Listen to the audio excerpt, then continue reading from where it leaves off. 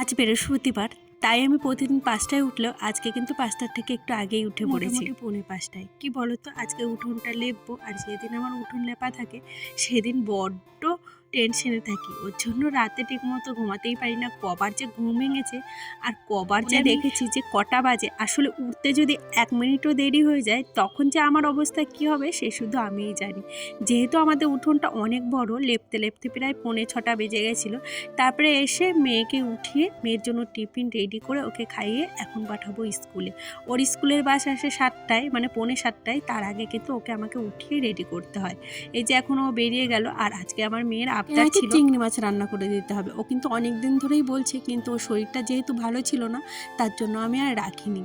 আর এখন যত সকালেই উঠি না কেন সেই কিন্তু বেলা হয়েই যায়, কি বলো? এখন ঘড়ির কাঁটায় মোটামুটি ওই ৭:৩০ বাজছে। আর এখন আমি ভাবছি কত তাড়াতাড়ি রান্না করব। মানে আমার এখন ৯:৩০ পৌনে ১০টার মধ্যে রান্না কমপ্লিট করতে হবে। যেহেতু কাঠের উনুনে রান্না করি তাই একটু প্রচণ্ড চাপে থাকে। দিনে যদি একটু পুজো দিতে দেরি হয়ে যায় না, মনটার ভিতর বড্ড খুঁতখুত লাগে।